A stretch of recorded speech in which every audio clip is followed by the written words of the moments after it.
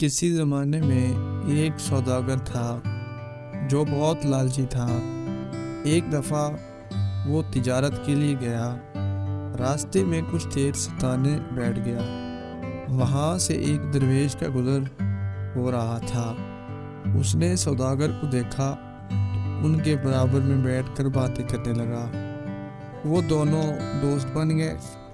سوداگر نے پوچھا، تم کہاں جا رہے ہو؟ درویش نے جواب دیا، مجھے ایک ایسی سرنگ کا پتہ چلا ہے جس میں سونا بند ہے، میں وہی سونا ڈھونڈنے جا رہا ہوں، اب میں چلتا ہوں۔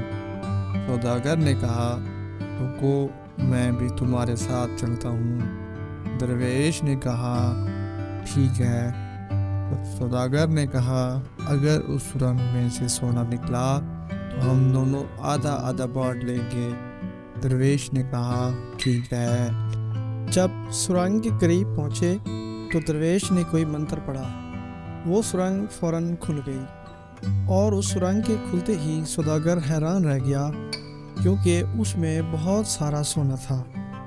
دونوں نے آدھا آدھا سونا بانٹ لیا اور دونوں اپنی اپنی راہ پر چل دیے۔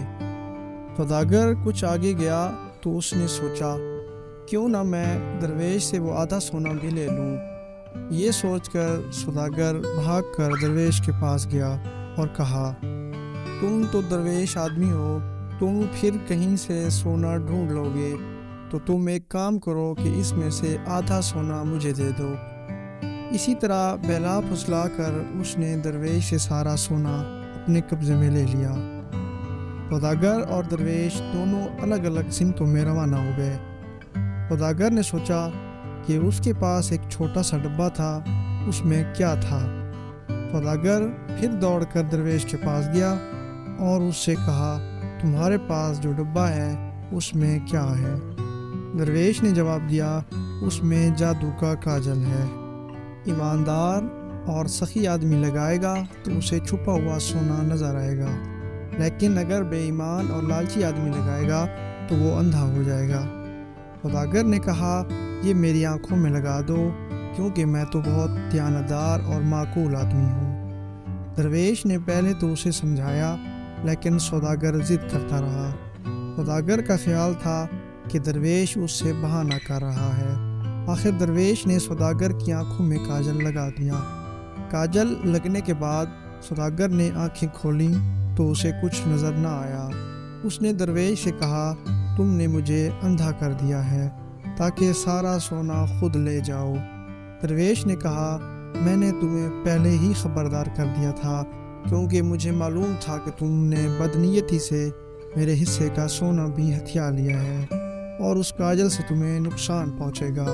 اب سوداگر درویش کے آگے رونے لگا، اے درویش، میری خطا معاف کر، میں آئندہ ایمانداری سے زندگی بسر کروں گا، ضرور تیرے پاس اس کاجل کا تریاق بھی ہوگا، خدا کے واسطے میری بینائی بحال کر۔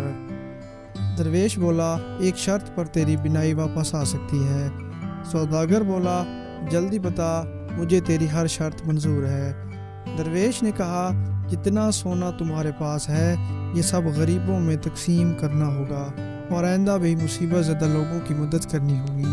میں وعدہ کرتا ہوں اپنی تمام دولت سے ضرورت مندوں کو آرام پہنچاؤں گا۔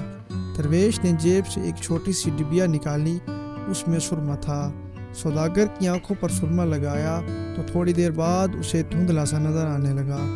اس نے درویش کا شکریہ ادا کیا، پھر وہ دونوں ایک ساتھ ایک ہی طرف روانہ ہوئے۔ راستے میں انہیں غریب لوگوں کی بستیاں ملیں۔ سوداگر نے تمام سونا ان بستیوں میں تقسیم کر دیا۔